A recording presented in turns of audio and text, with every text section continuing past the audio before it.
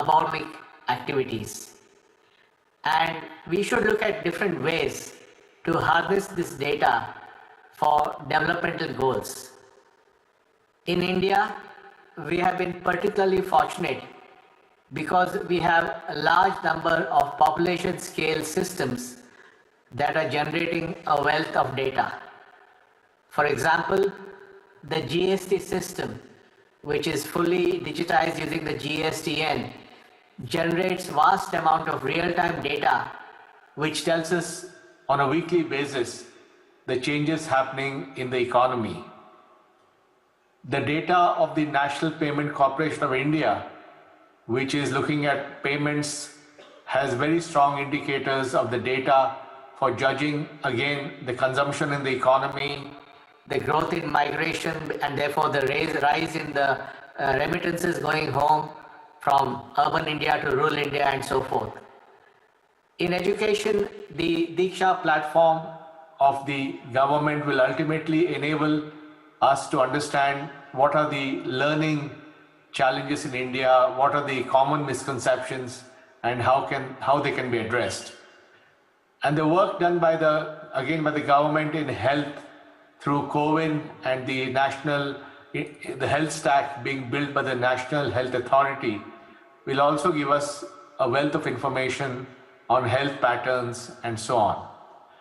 So I believe that we have a chance to build a new kind of a data for development paradigm, where data, which is a byproduct of these large interoperable population scale systems, gives us a way to analyze the future of India through its data.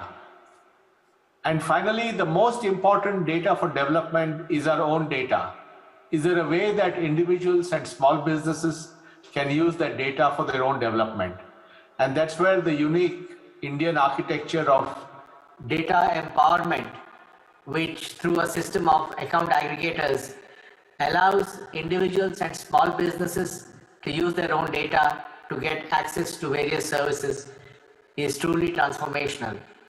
And in the coming years, starting with financial services and later on in other areas, individuals will be able to use their own data to get a loan, to get better financial services, to get better healthcare, to get better jobs. And so finally, the real paradigm of data for development is by empowering everyone with their own data so they can make their lives proceed in a way that they can improve their lives and make it better. So once again, all the best for this very important side event on data for development as part of the developing working group of the G20 deliberations. All the very best. Thank you very much. It's my privilege now to just thank all the keynote presentations this morning in absentia, Her Majesty Queen Maxima, Minister Rajiv Chandrasekhar, and of course, Mr. Nandan Nilekani. But also a special thank you to the Sherpa for setting the scene for an important discussion over the next few hours.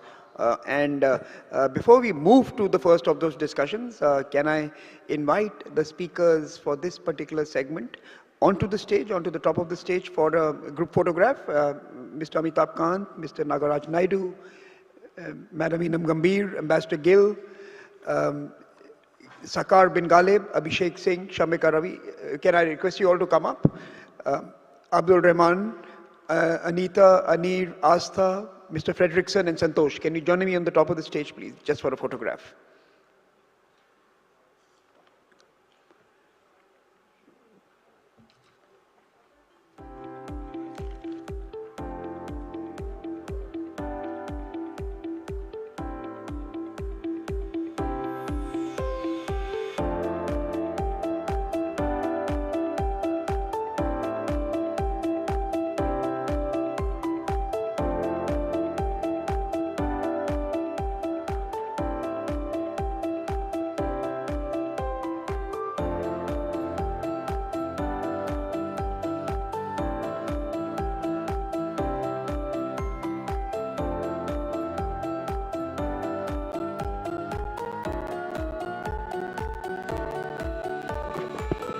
Jebel and Anusha and Dhaval, please join us as well. Samir as well, please come. On the top.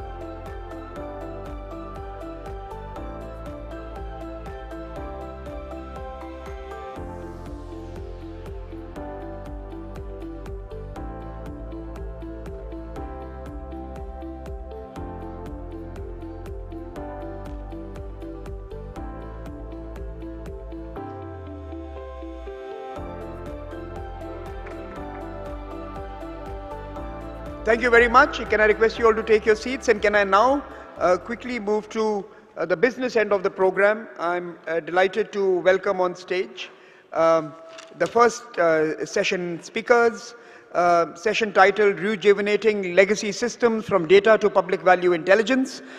Can I invite the moderator Sunaina Kumar, Senior Fellow, Observer Research Foundation, Sakar bin Ghalib, Executive Director, Artificial Intelligence, Digital Economy and Remote Work Applications Office, UAE, Abhishek Singh, President and CEO, METI India, Shamika Ravi, Vice President, Economic Policy at the ORF, and of course we'll be joined virtually by Yoichi Ida, Deputy Director General for G7 and G20 Relations, MIC Japan. He'll be joining us virtually. Can I request my colleagues to bring him in as well? We have 30 minutes for this conversation, and let me turn it over to Sunaina to take the proceedings forward.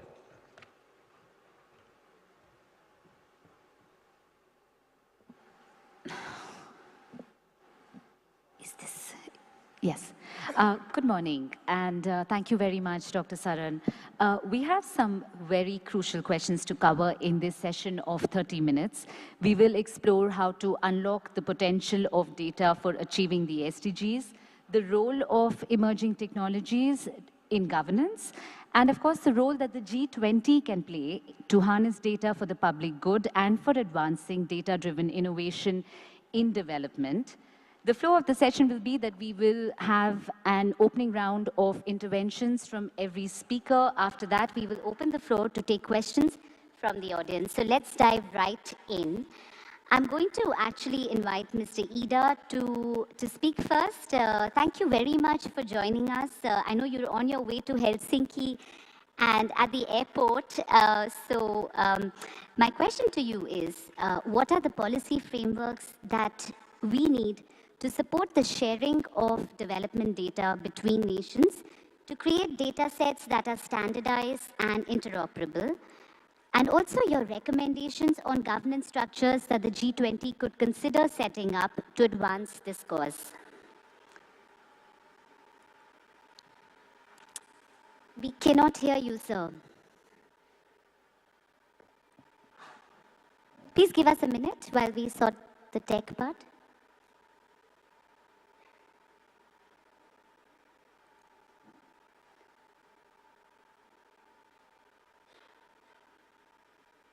You could try speaking now.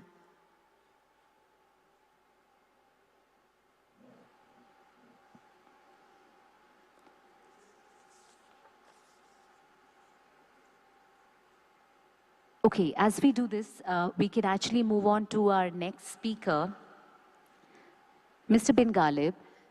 The UAE, of course, has been a leader in technology and also in mining data for development, and early adopter of this. Can you identify core areas of governance and public service delivery that are most suitable for the application of AI to data in order to advance the SDGs, which is really the theme that we are looking at this morning? And also, if you can look at the approaches that can be taken to balance the development imperative with concerns on privacy.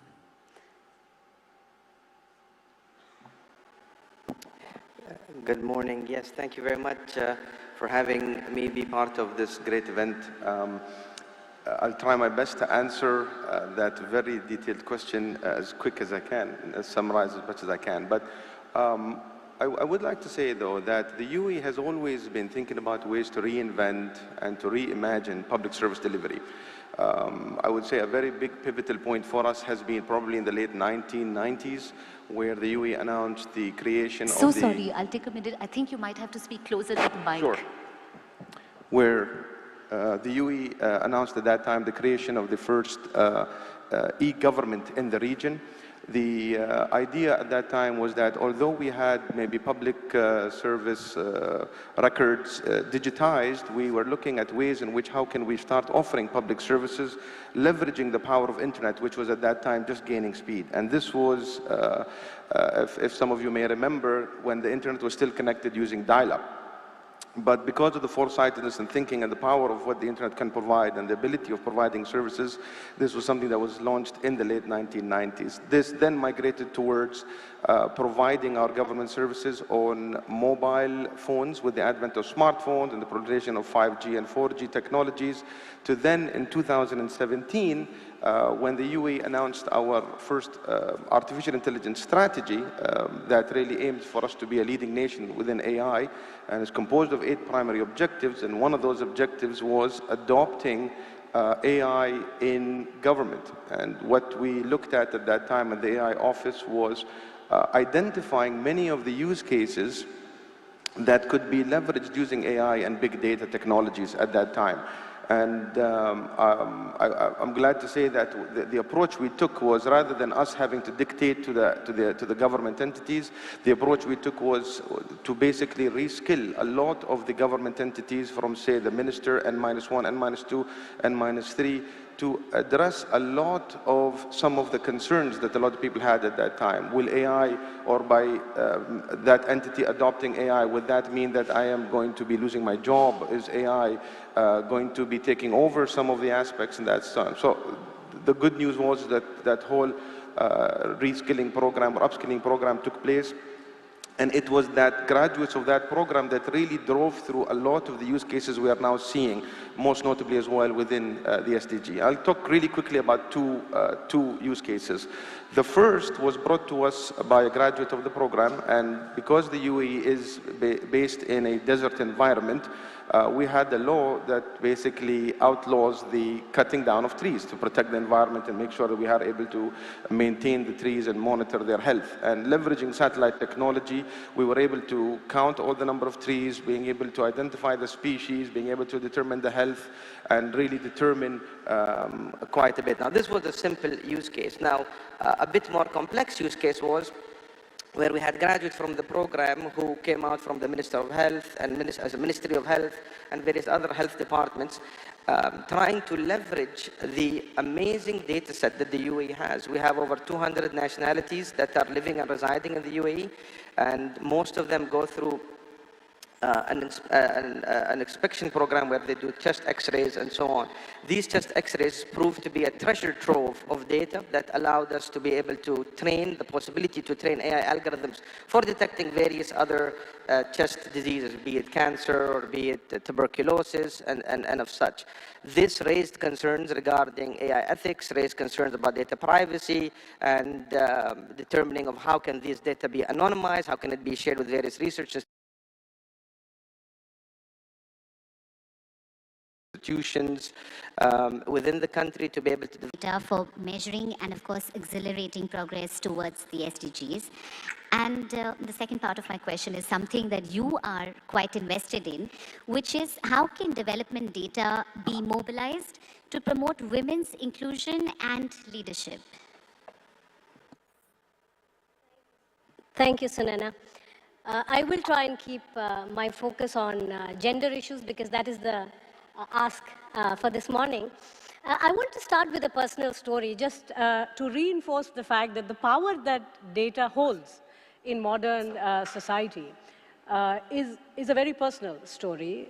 You know, it's been 1.5 years since I've put up any COVID update on any form of social media, and yet until this morning, absolutely perfect strangers walk up to me and talk about those statistics and talk about how those statistics help them during you know, very difficult, uncertain, fearful times. I think the biggest learning from me, you know, besides the absolute humble sort of nature of this entire exercise, is that data is relatively objective. And that lends it tremendous power. That we can tell stories, also from policy perspective, we can motivate entrepreneurs and political leaders to bring about the kind of reforms that the societies need. So data becomes very, very powerful on that count. You know, on women's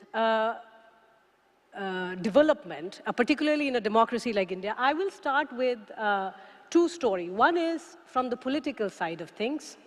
The data is very telling and now almost accepted by all political parties that the rising women voters across India, for all forms of election, whether you're talking about the block level, you're talking about assembly, you're talking about panchayat, women's surging political participation in the form of voters has been one of the biggest revolutions that India has witnessed in the modern times. And in fact, that is one of the big stories we're also trying to showcase through the W20, which I'm a part of.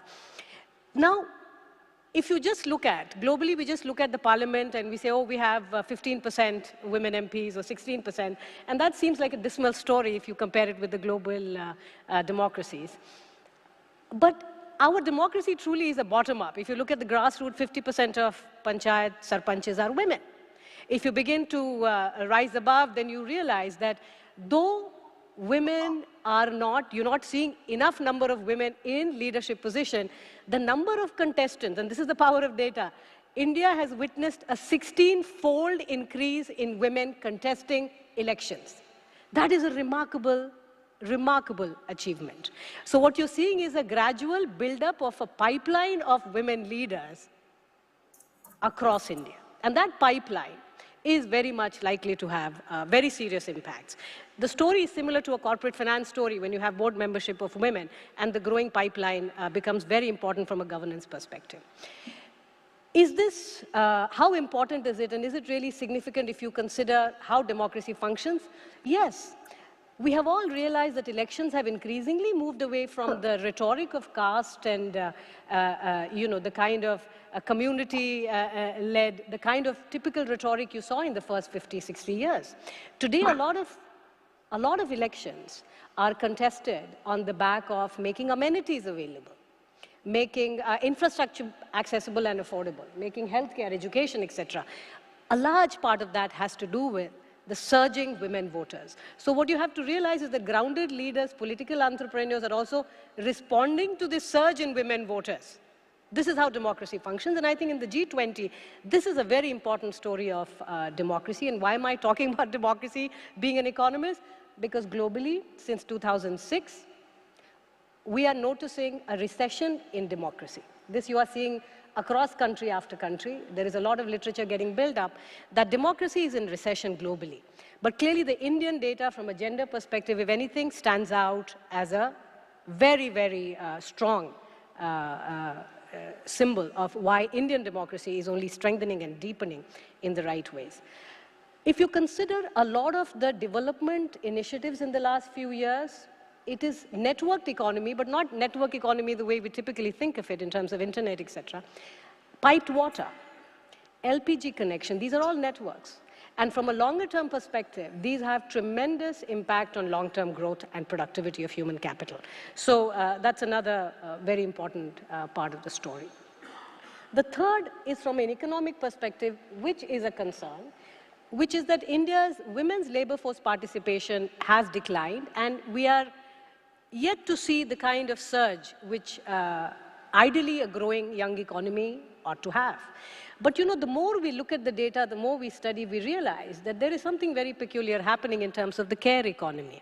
Indian women are spending disproportionately large amount of time taking care of children and the elderly. Now, this is the power of data, because what you're realizing is if you were to monetize and include that as a part of the GDP, by the way, we do that for the agriculture sector when we impute value to women labor in the household and within the farm, we have to start becoming innovative from the data perspective when we think of women's contribution to the GDP. Because a lot of time, 7 hours on an average per day, is getting spent by women in the care economy.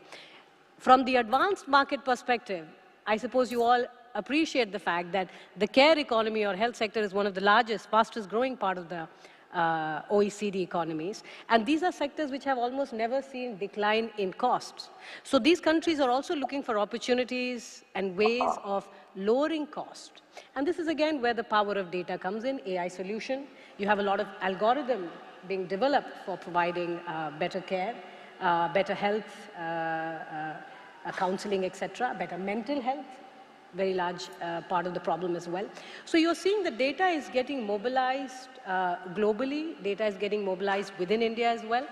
And if you go to a district, and some of the most remote districts of India, our districts are very large, 2.5 million people. So the kind of precision policy making we are talking about can only be made on the back of robust data. A word of caution at the end is that data is not a panacea. Data requires, and when institutions become very data hungry, which SDGs require us to monitor closely and think of precision policy making, when institutions become data hungry, it means that we also have to create an appropriate architecture. When our doctors and nurses are busy entering data, that is not the best use of their time because we are short-staffed. So we have to create an entire cadre of health workers, education workers, infrastructure workers who are really specialists in entering and analyzing the kind of data required for better policy making. Thank you. Thank you, Dr. Ravi. As you said, data is both objective and also revelatory. A lot of new things come out of it. Moving on in our discussion, I'd like to turn to you, Mr. Singh. And of course, you have been leading the initiative on Digital India. If you can give us an overview of emerging technologies like drones, artificial intelligence, geospatial mapping, and how they can be applied to data for development and for governance. And the second part of that is, how can the G20 work towards upscaling the use of emerging technologies? Thank you. In fact, the context for the question has already been set from what Shamika said and what Amitabh Kant mentioned about the work that has been done with regard to leveraging data for decision making, as also using data for better implementation of public service programs. What we have seen and in India is that when we have access to data with regard to healthcare, and have we used it for solving problems, for ensuring better access to healthcare, and using simple AI models, it results in great benefits.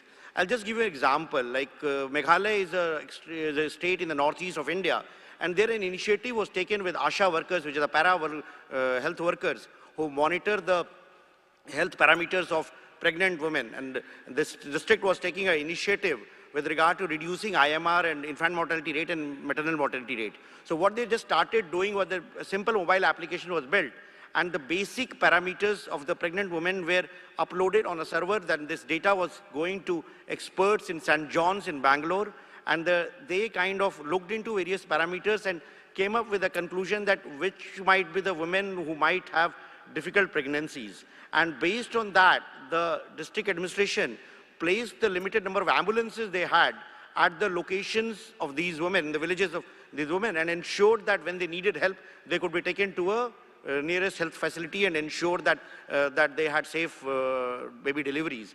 And this resulted in a drastic improvement in the number of institutional deliveries that they had. It resulted in a reduction in IMR, reduction in maternal mortality rate, and of course now this solution has been scaled up in the entire state. The simple intervention, use of data, use of simple analytics, building up using the communications of mobile phones and leveraging the network of ASHA workers helped there. Similarly, what we are also seeing is that we have a program called Poshan Tracker, in which we kind of monitor nutrition programs of pregnant women and newborn children, and this program covers almost 1.3 million Anganwadi workers, as we call them, spread across the length and breadth of India, and the beneficiaries include almost 100 million pregnant women and newborn children.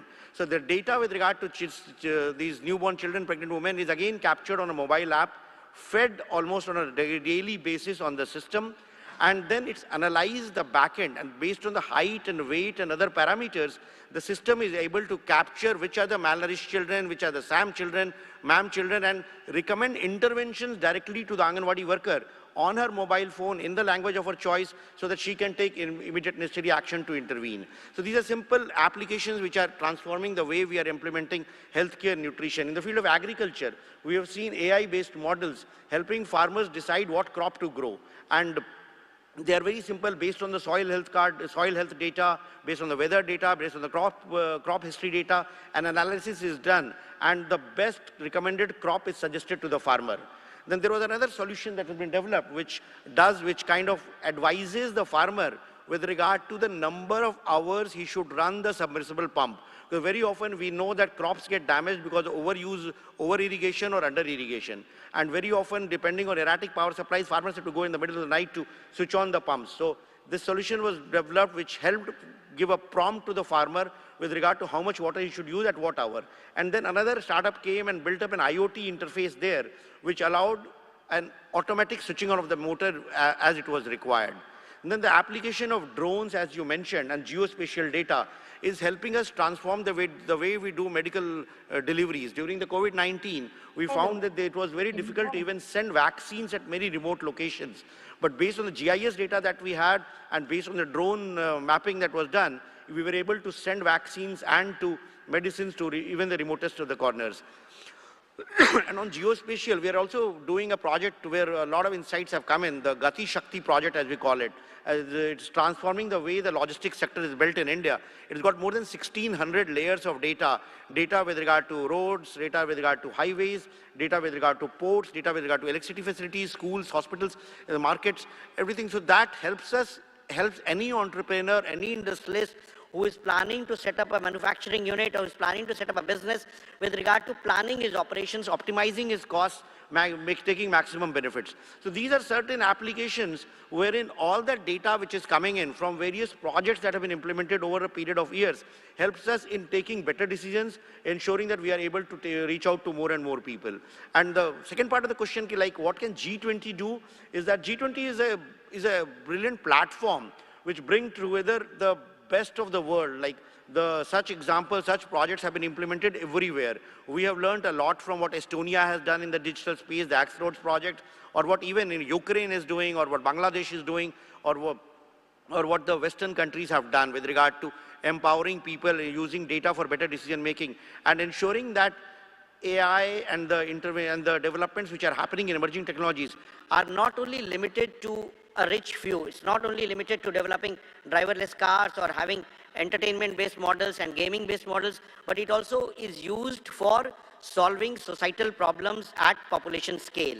And if the G20 forum brings together a platform wherein all these solutions are kind of open sourced, or at least the knowledge with regard to is openly shared and brought into a public repository that countries can exchange, deliberate, learn from each other, and adopt and replicate. This will become a big, big achievement, and especially for the global south, if these, the learnings that have happened in the digital space in the last few years is shared with more and more countries, it is there for all of us to gain and benefit. Right, we have about 9 more minutes to go in this discussion, and we'll be opening this up to the audience now. Please put your hand up if you have questions.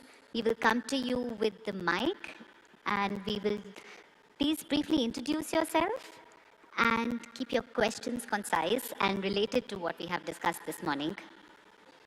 Hello, can you hear me? Yes. Hello?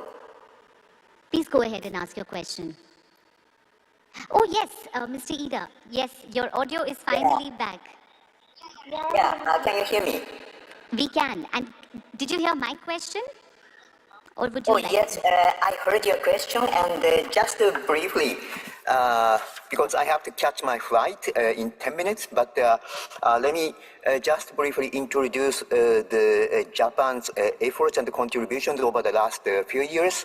As kindly introduced, Japan proposed the G20 AI principles and also the concept of data free flow with trust when we took the G20 presidency 3 years ago in the year 2019. And all those proposals were aiming at making the best use of big data or data in general, as well as digital emerging technologies, including artificial intelligence, so that the people can enjoy the benefit from innovation and maximize the benefit from digitalization and all kinds of digital technologies. So we believe those concepts and proposals having the same objectives with the concept of data for development. And there should be a lot of chances to collaborate all together to promote all those efforts all together.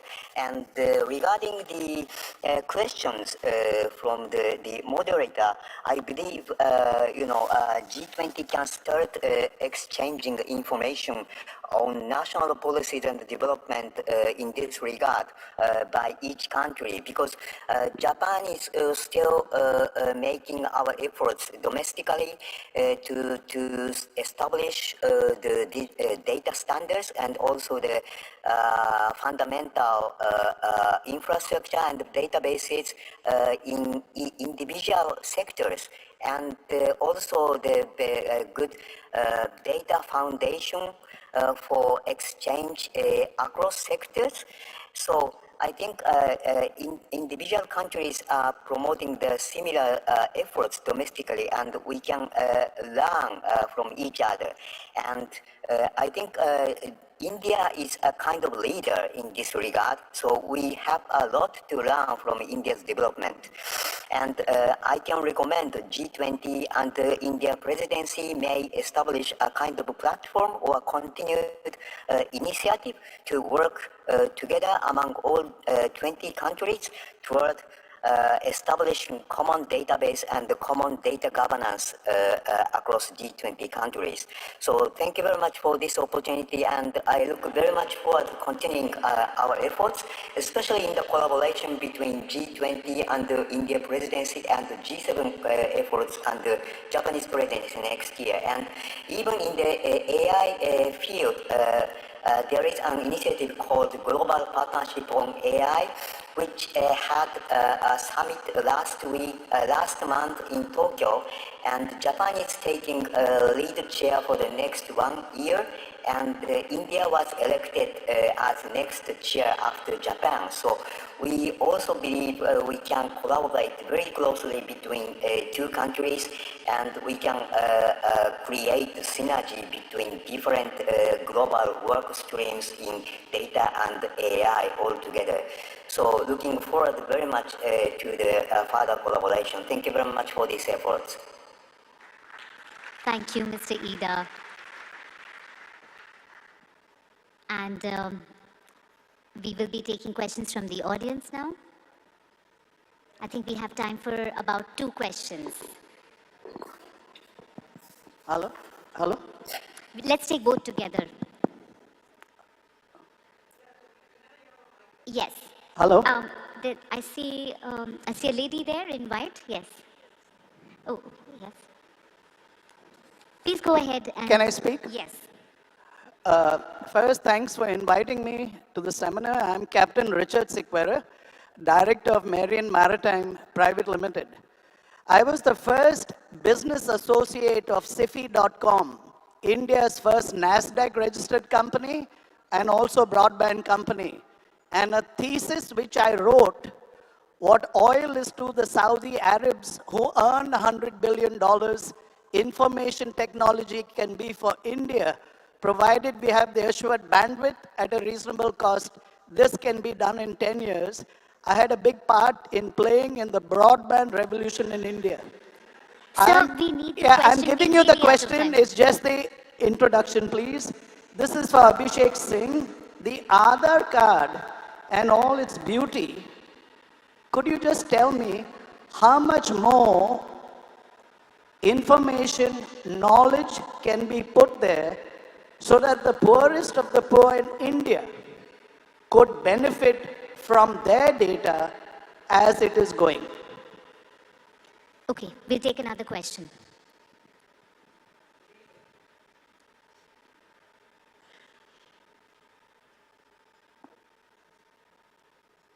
Thank you very much. Can you hear me? Yes. My name is Corine van der Linde. I am the Netherlands delegate to the G20. And sorry, we cannot hear you very well on the stage. Just a little louder. Okay. My name is Corine van der Linde. I'm the Netherlands delegate to the G20. And we, of course, warmly welcome the insightful words of Her Majesty Queen Maxima of the Netherlands. In her role as special advocate of the UN Secretary General for Inclusive Finance for Development. And we are very glad and proud to have her as a global advocate for financial inclusion and data for development. In her keynote speech, she referred to the challenge for individuals and business in accessing and benefiting from their own data. Does this challenge resonate to the panel members, and what are the best practices to ensure that more people, especially the most vulnerable, are able to benefit more from their own data? I think Mr. Srinandan Nakai from UIDAI talked about the unique system for data for individuals, starting with financial services. But how can we make sure that empowerment through data is inclusive, human-centered, safe, and accessible to the most vulnerable? Thank you. Thank you.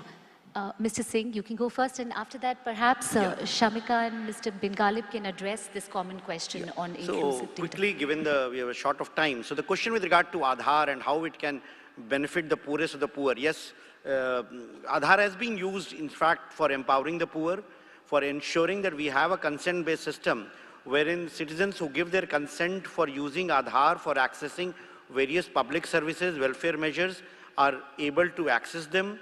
Aadhaar has been helping in ensuring that more than 400 million people in India have got bank accounts, the Jan Dhan bank accounts as we call them.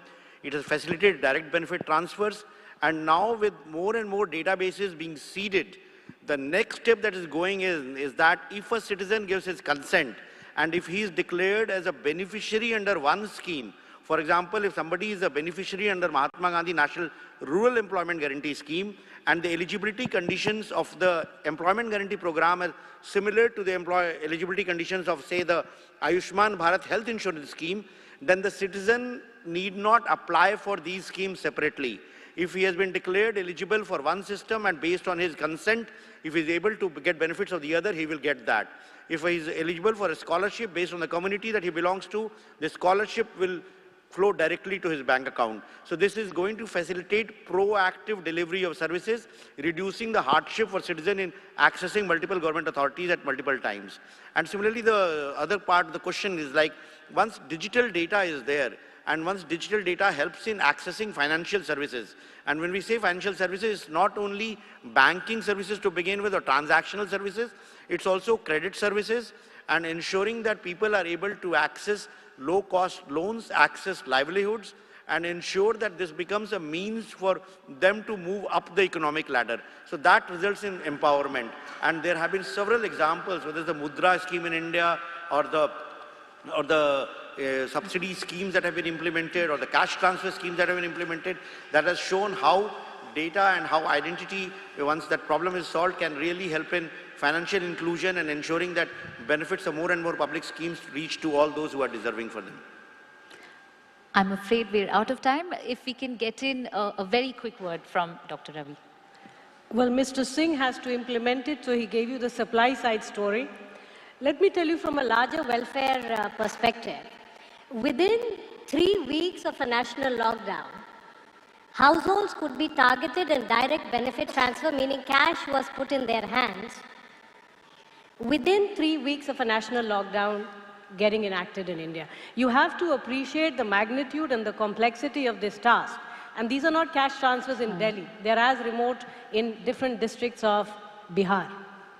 And in fact, we have a paper I would urge you to read that combines the Election Commission data with poverty data. And it shows that people, the poorer they were, the more likely they were to vote for an incumbent government against the backdrop of a national lockdown. So people also appreciate these direct transfers and the timely targeting which governments, not just at the center, across the states, etc., have made this possible. So that is from the DBT side. But recognize this, that Jan Dhan, Aadhaar and mobile is a basic architecture on which a lot of private business-led revenue model, meaning business models, are getting implemented. Thank you, so there is a Dr. lot Ravi, of business solutions too, not just DBTs, not just welfare. Yes, this has been a fascinating discussion. We can perhaps call in Mr. Bin Ghalib for the last word on this discussion. It's a very interesting point, and the question is about how can we ensure that the poorest or the smallest user of these systems will be able to be given access or get some benefit. Now, if you look at all of us, it really comes down to maybe consent, something as simple as that. Do you consent about giving your location information at all times to a mapping software so that you can reach your destination without being stuck on traffic? I, for one, will give my consent to do that. Now, what about somebody in rural areas? How can they benefit? Now, there are a lot of discussions and there are a lot of tech companies as well as policies and regulations coming out to find ways in which this data subject or the owner of this data can monetize this data.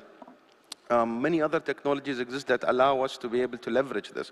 And I think more and more we will start to see ways in which not just the large maybe tech firms, but in fact the actual owner of the data, the person who is generating this data, is getting some form of a reward or recognition for being able to generate and share that data. Thank you. Thank you. Not only did we get frameworks and policy ideas, but also each of our speakers have illustrated how data for development can be applied in real time on the ground for change and for advancing the SDGs. Thank you very much for that. Please join me in applauding the wonderful panel for their interventions. And before you leave the stage, let me request Ambassador Naidu to please present our speakers with a memento. Ambassador Naidu, can you please do the honors? And can I request friends here to get the mementos on stage? Okay. There are mementos they're going to present. Please.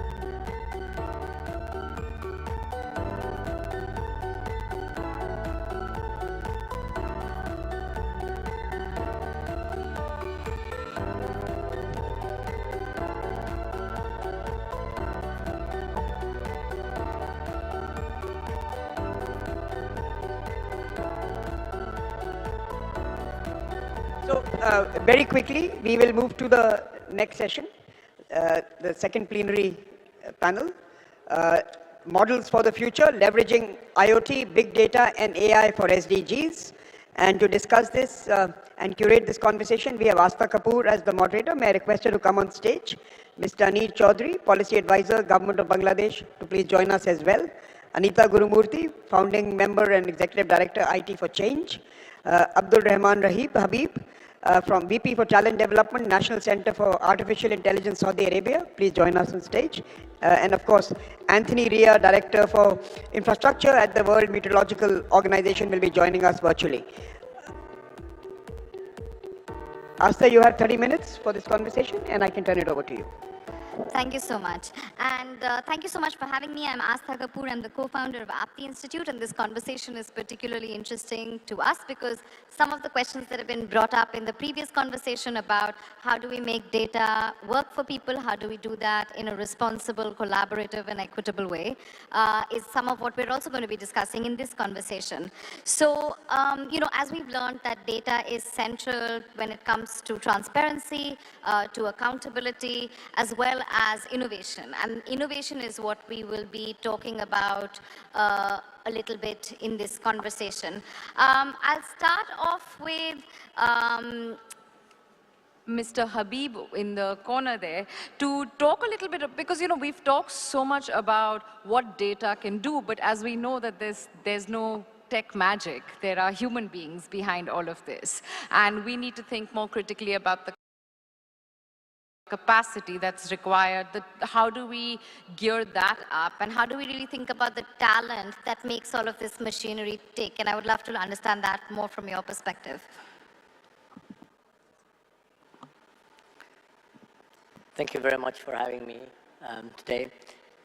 So maybe 5 years ago, we used to hear that data science is the sexiest job on the market. And we used to hear the numbers for the data scientist and what are we expecting from data science in the near future. Moving forward today, you can see the shortage after COVID with all the digitalization transformation that happened because of COVID. Okay, sorry. So with all the digitization that we were fortunate to have during COVID, now data science become more and more important. Therefore, who is using this data and who's using those applications? It is used by normal people. Are they educated in data? Do they know how to deal with it? Are we teaching data science or data-related education in schools? Do they know how to use their own data?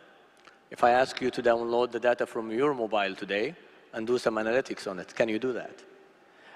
This is all new challenges that we are facing today, and this is a new area that we need to take a look at, and we need to have a strategy for it. In Saudi Arabia, we're looking at the lifelong learning journey for all citizens, and from that perspective, we're looking at their value chain. How can we train them throughout the journey? Looking at leaders and leadership training on data, looking at professionals, expert, students, either either public schools, K-12, or higher education. We are looking also at the talent attraction and how can you bring people from all across the world to work and contribute to the talent development. The key here is to set goals to empowering people. Having all these projects and data available today without knowing how to deal with it is a big challenge. So focusing on a long-term education with STEM, focusing on open data education in schools and higher education. How are they going to use the public platforms? How are they going to use the available data sets? And how can we deal also with the challenges with the data quality while everybody is using this data? Again, we will use a lot of statistics, and that's not hard science, it's not actual answers. So you will need to educate people how to interpret this information, interpret those predictions, and understand how to deal with them and how can that contribute to their situation and improve it over the years. Finally, I think set an ambitious target for the world and make actions to drive this change and improve your situation. Perfect, thank you for that. So we know that we need data and then we need the capacity to deal with it. But then coming to you, Mr. Chaudhary, how do we think about the policy frameworks that we need to both promote the use of data in a responsible way, but also to build technologies such as AI or IoT, etc. on top of that, and to do that in a collaborative way as G20?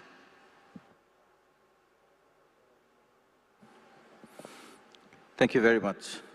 Let me give a couple of examples of how AI and big data were used during COVID, actually, to benefit society at large, and especially the underserved.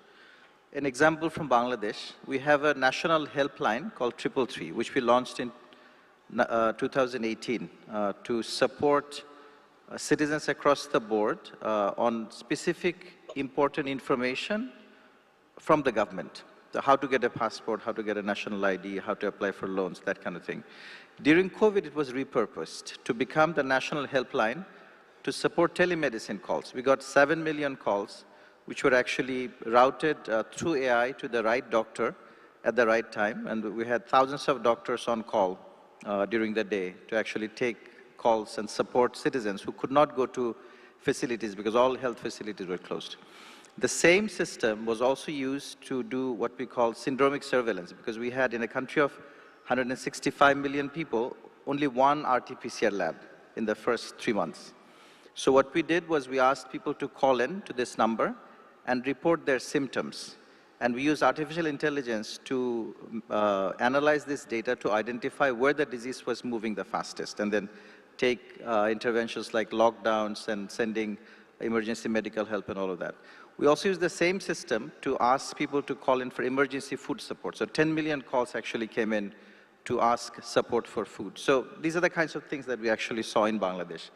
In a small country called Togo, phone data was used to identify real-time poverty ranking of people, because people's phone usage actually vary based on their poverty status. And this was a research done at the University of California, Berkeley. And this was used in Togo, and now we're adopting the same system in Bangladesh in the current socioeconomic context, and coming up with real-time targeting of poor people as their status changes, and coming up with a proactive social safety net. We're working with Google right now to do better flood forecasting. Actually, this is being done in Bangladesh and in India with better data and artificial intelligence to do better flood forecasting. But the important thing there is that we can come up with, and this is a research right now that is being conducted, coming up with proactive or preemptive social safety net before an event happens. So let's say, since with Google we know where the flood will impact, which household will be affected, we will be able to send help in terms of medicine and food and cash support before the flood actually happens. And we have seen in research from Oxford that people's resilience actually increases by 30 to 40% if you can actually support them before the event happens. These are the kinds of things that big data, artificial intelligence can actually allow us to happen. Now, on the issue of policy framework, I'll very quickly mention 6 things, maybe in a couple of minutes. The first, I think we all heard today from Mr. Khan's very impassioned plea that we need dashboards. We actually need data dashboards in every agency, and this is exactly what we are working on in Bangladesh. We have an SDG tracker platform, which is being contributed to by 92 agencies. So there is quite a bit of data sharing happening. But the important thing is that the civil service, the different agencies, the parliamentarians are actually using this SDG tracker to make decisions, develop better planning for their constituencies, and actually meeting targets. He also talked about the issue of competition. These dashboards actually allow unprecedented competition. He talked about naming and shaming, but I will also add to that there is a reward that we have introduced from the Prime Minister that influences behavior towards positive action. The second thing that I'll talk about is data sharing, and again, something we've all talked about this morning. So data sharing within government, because there are silos. Even in the Ministry of Health, we talked about health quite a bit, Abhishek talked about it. Even with the Ministry of Health, there are data silos between agencies within the Ministry of Health. And obviously between health and education, health and social safety net, there are data silos. So we need to break data silo within the government. And we've seen massive breaking of silos during COVID because our back was against the wall and we had to do it. We also need to break silos between private sector and public sector. So what we call the public, private, and academic partnership, not just PPP, but PPAP, as we're talking about.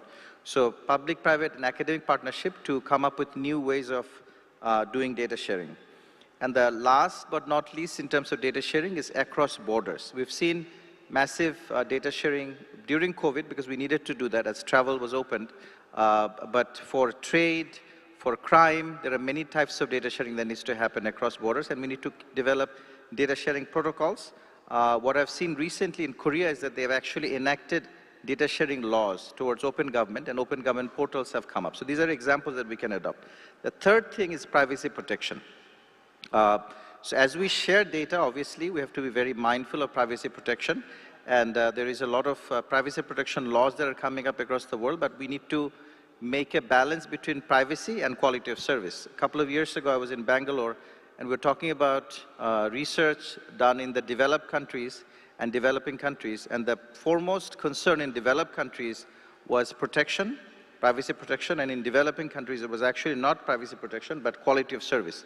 So I think the needs evolve over time. As developing countries become more developed, I think privacy concerns become higher and higher, so we need to balance the two. The fourth issue is about digital divide.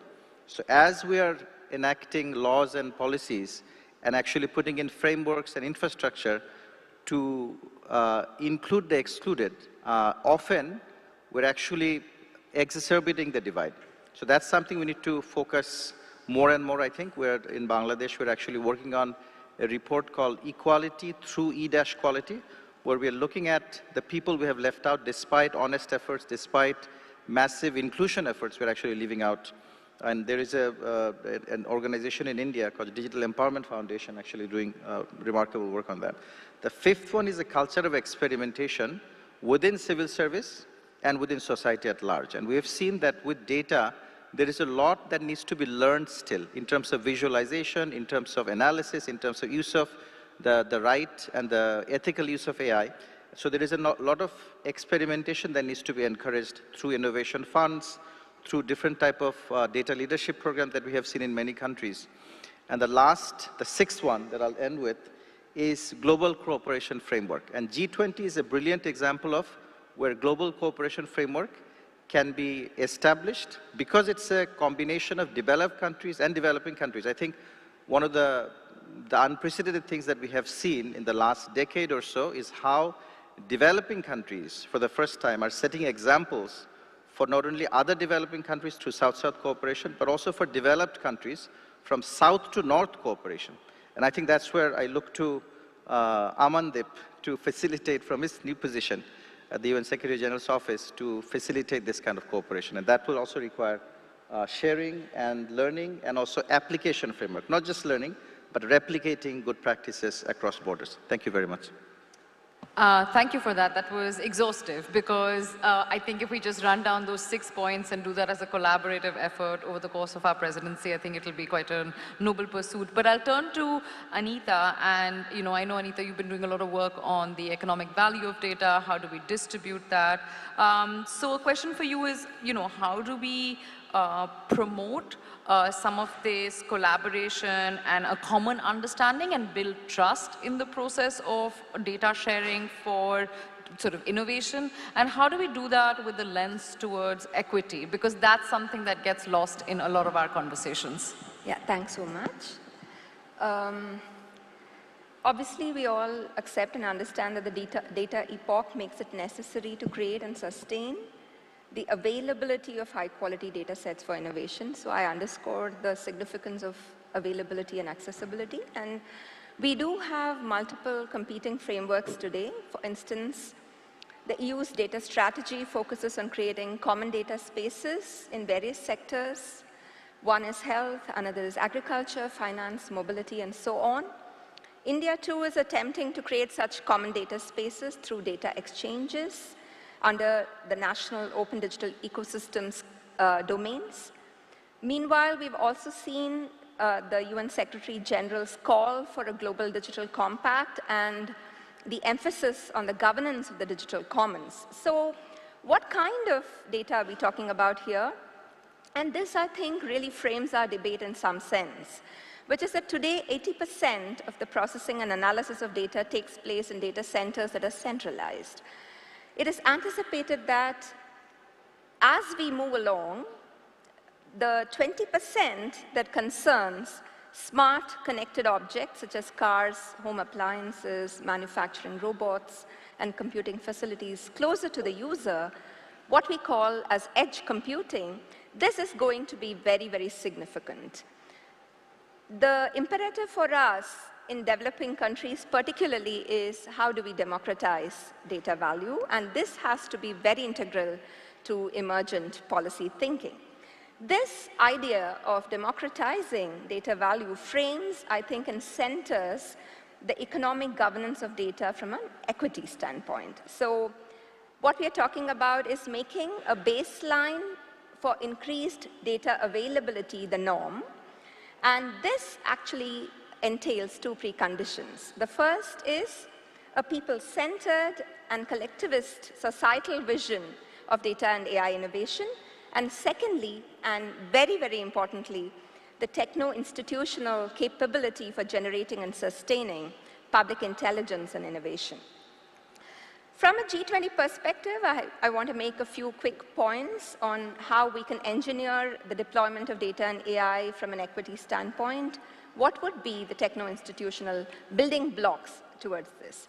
The first is to ensure accessibility of raw non-personal data and obligating standards for interoperability. And here, I think we need to achieve a very delicate balance, and I'm not very sure that anybody has cracked this. That is, no jurisdiction has cracked this very perfectly, and therefore there is a collective task here that the G20 could undertake, which is how do you balance the broader data access question for benefits, which is increasing competitiveness and innovation on the one hand, and ensure mandatory access to data sets does not result in free riding. Data sets which may be open government data or proprietary data sets. So we want to balance that. The second is we need to obligate machine producers and agri-tech providers, for instance, in certain sectors, the whole business of ensuring that interoperability and data standards can be maintained so that data portability becomes a right. We also need to increase discoverability. And discoverability is, for instance, mentioned in the Non-Personal Data Committee's report in India through the metadata registry. The second point I want to come to is the idea of data sharing, and I think here the rule of law is very important. We need to regulate data sharing because competition law is not enough, and we know this. And we need to challenge the enclosure of data value.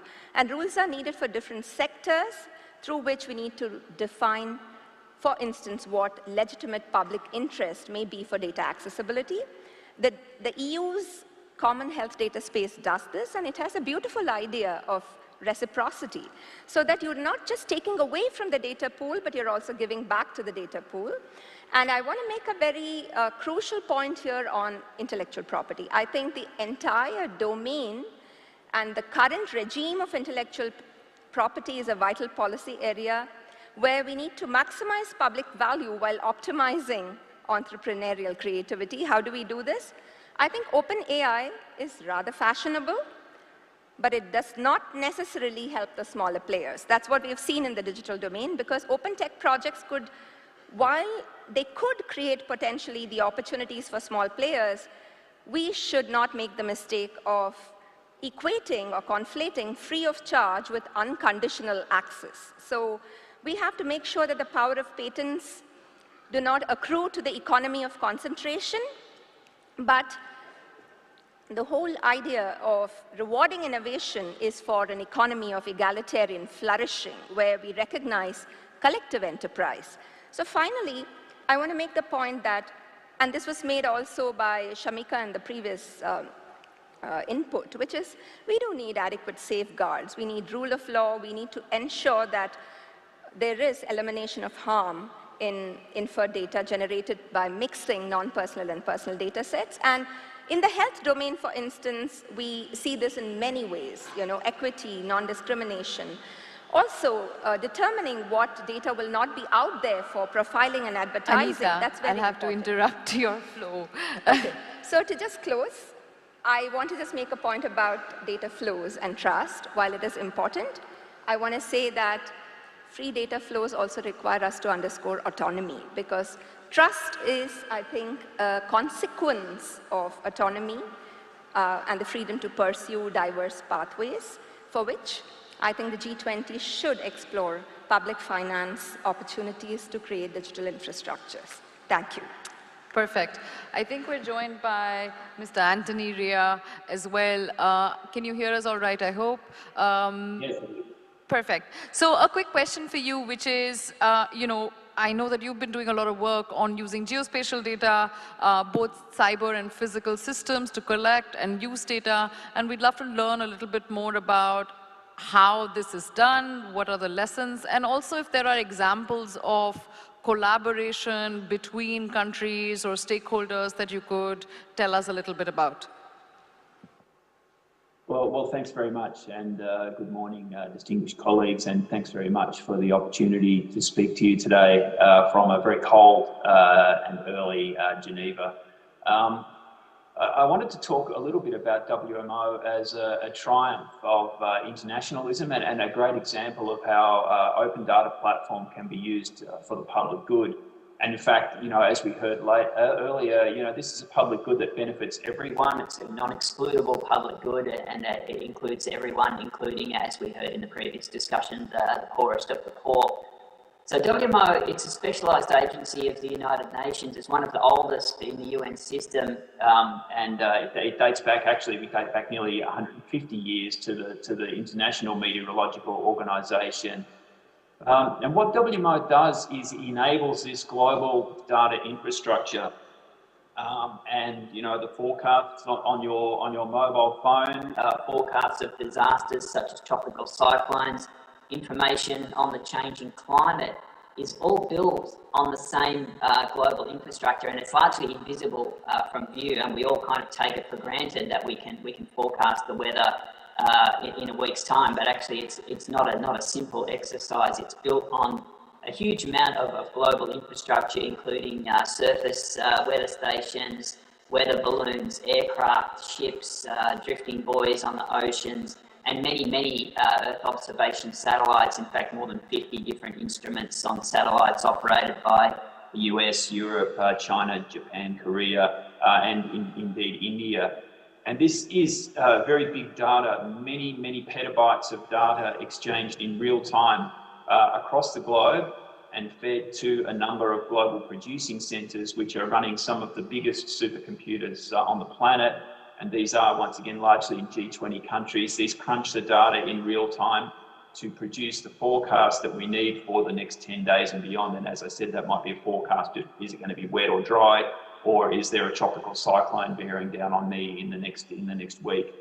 So it is very big data, and as I mentioned, WMO coordinates the standards for these data and brokers the agreements that allow the free and open exchange of data and ensures that all of our members, it's 193 states and territories, receive the data that they need to plan their activities, to keep their populations safe and to adapt to the realities of climate change.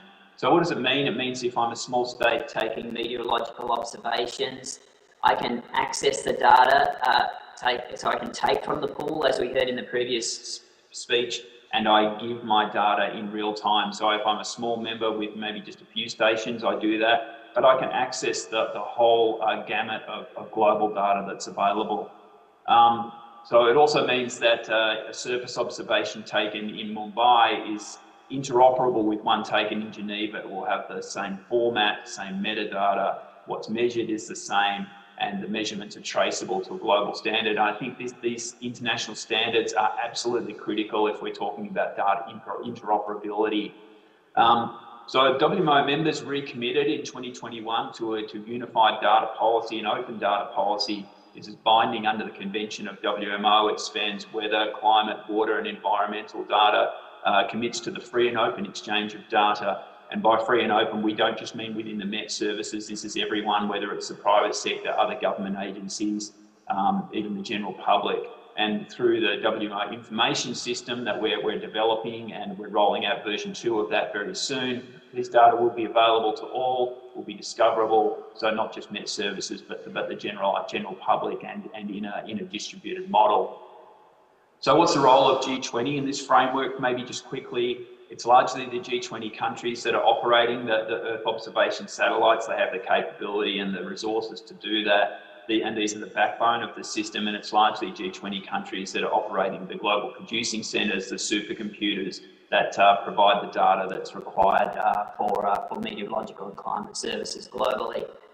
We just had a challenge issued by the United Nations Secretary General that all people on Earth are to be covered by early warning systems within 5 years. This is a huge challenge.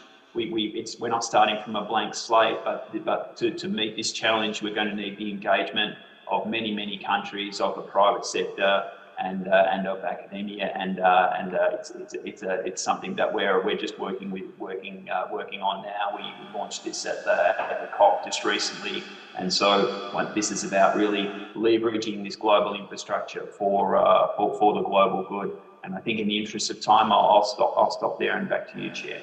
Perfect, thank you so much. I'll open the floor for questions, but only questions, not comments and questions. So please, 2 questions only. Yes, over there.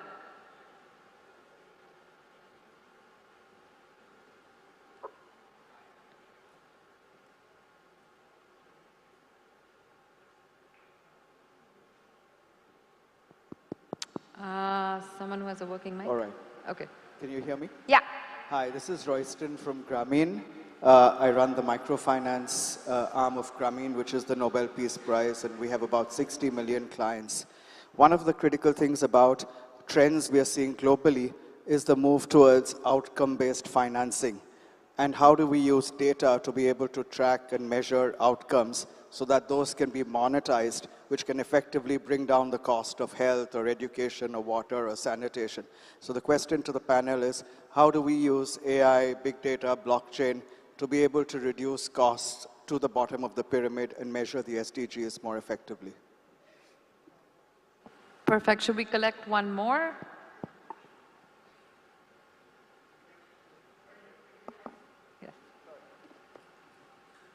I got the question missed last time, sorry.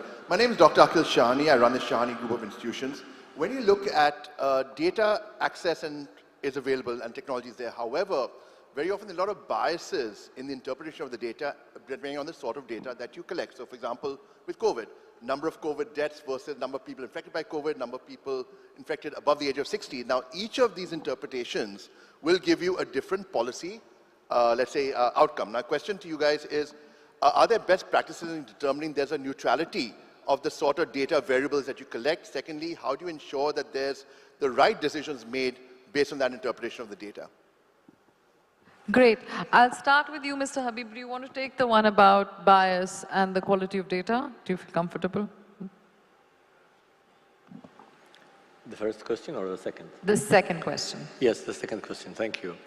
I think this is a great question. And many government agencies are usually hesitant to publish the data or put it forward because of that challenge. People will interpret the information differently, and that's just the nature of having data available. I think the best thing to do is to focus on the data quality first, making sure you have the right data available, first of all. Then also to focus on education. You need to educate all parties in that value chain to understand the challenges, to ask the right question, and also to challenge some of the answers and to look at different data points to confirm the answers. You can provide a lot of information with the same data set, a different interpretation. Education is the key to have a better interpretation for the data. Perfect. Anthony, do you have anything to add on algorithmic bias and how do we, just a sentence or two? Look, I think this is something that comes up a lot in the social sciences and in the application of AI to social problems. But equally, we need to be careful in the meteorological space. And I'll go back to what I said before. We need to be really careful about the way that the data is collected and ensure that it's done to, and this doesn't matter whether it's meteorological, climate data or health data, that it's collected in a standard way, that it has standard kind of metadata. And what this does is this enables interoperability across domains, across different countries. And it's not just data formats, it's even the ontologies, the words that we use to describe different data that need to be standardized. Perfect. Thank you. And I'll move to the first question, which was on, how do we really think about the use of new technologies such as AI, IoT, and if I understood the question correctly, to better understand outcomes and build financing around that. So Anita, would you like to take that? Sure, but very quickly, one sentence. I do agree with the point about ontology, because I think that the processing and analysis and the exploration of AI in big data sets does not displace the need for social norms. So in the previous panel, we spoke about maternal mortality, reducing infant mortality, and the example that was given by the speaker. So you do have to approach health systems with a right to health perspectives and an inclusion perspective, and that is the normative basis upon which you then interpret the data. So. Sorry, unmute to you. Thank you. I think I'll try to cover both very quickly. I think it's important to understand what outcome means. Often, government financing looks at not only even outputs, but inputs. So that's how financing is done. So outcome is even a far cry. So human understanding of outcomes, then having the machine learn about outcomes using data which is not biased, and then using artificial intelligence, I think is something we have to do.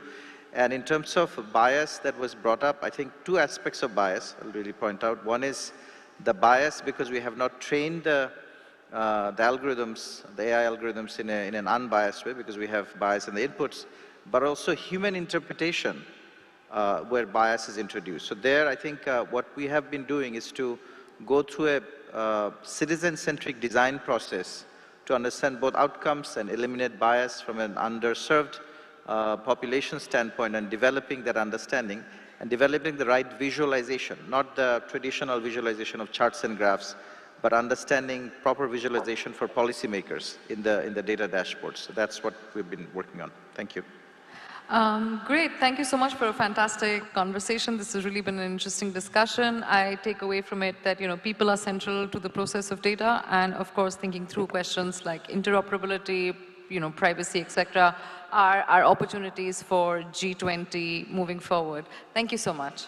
Let's have a big round of applause, ladies and gentlemen, for the esteemed panelists. It was indeed a very pertinent discussion. Thank you very much. Please stay with us, esteemed panelists, as I invite the G20 DWG co-chair, Ms. Enam Gambhir, to kindly grace the stage to do the honors and present mementos to the esteemed panelists. I'd also like to invite Mr. Torbjorn Fredrickson, Mr. Santosh Matthew, Ambassador Amandeep Gill, and Dr. Sameer Saran to be joining us on stage. Ladies and gentlemen, I'm going to request Ms. Gambhir to present mementos to the esteemed panelists, as well as to Mr. Torbjorn Fredrickson, Mr. Santosh Matthew, His Excellency Ambassador Amandeep Gill, and Dr. Sameer Saran. Please do join us, gentlemen. With that, Ms. Gambhir, may I request you to first present a memento to Mr. Abdul Rahman Al Habib, VP for Talent Development, National Center for Artificial Intelligence, Saudi Data and AI Authority. Let's have a big round of applause, ladies and gentlemen, for Mr. Abdul Rahman Al Habib. May I request you to present the next one to Ms. Anita Gurumurthy, Founding Member and Executive Director, IT for Change. Let's have a big round of applause, ladies and gentlemen. Thank you very much for the applause. Ma'am, may I request you to present the next one to Mr. Anil Chaudhary, Policy Advisor, Government of Bangladesh. Let's have a big round of applause, please. And now to Ms. Asta Kapoor, Co-Founder, Apti Institute, India. Let's have a big round of applause for our moderator, ladies and gentlemen.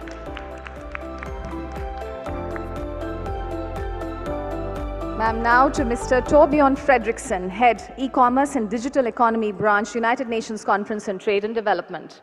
Can we have a big round of applause, ladies and gentlemen, for him? Mr. Santosh Matthew, Country Lead Social and Public Finance Policy, BMGF. Ladies and gentlemen, can we please hear it for him in a loud round of applause? His Excellency Ambassador Amandeep Gill, Under Secretary General and UN Envoy on Technology. Ladies and gentlemen, a special round of applause. And ma'am, please present to Dr. Sameer Saran, President, Observer Research Foundation. Let's have a token of appreciation for him as well first, and then the group photo. Ladies and gentlemen, a big round of applause for Dr. Sameer Saran. And ma'am, please give us a photo opportunity along with the panelists and our esteemed dignitaries present on stage. With that, ladies and gentlemen, we will be now taking a quick tea-coffee break, followed by 2 parallel sessions happening on the second floor in room number 204 and 205, while one session on role of governments and international organizations in data for development is in room number 204. The other on role of civil society, academia, philanthropic organizations, private sector, and entrepreneurs in data for development will be conducted in room number 205. So before we disband, here's a very important announcement. We will request you to kindly move on to the second floor for the breakout sessions. Tea is being served close to the respective venues. Once again, a big round of applause and thank you to the esteemed dignitaries. Post the breakout sessions, ladies and gentlemen, do join us back here in the plenary hall, which is Jasmine Hall, by 12:55 p.m. because we will be starting the closing session for this special event at 1 o'clock sharp. So for now, we will move on to the second floor, where the breakout sessions are. Tea coffee is being served adjacent to the breakout session room. So please feel free to carry your tea coffee cups to the rooms because we are going to be starting in 10 minutes from now with the parallel sessions. And then we will come back here, ladies and gentlemen, at 12:55. Thank you very much once again. We're going to be starting the closing ceremony here in the Jasmine room at 1 p.m. sharp. Thank you for listening to all those announcements, and we will see you on the other side of this breakout session. Thank you very much.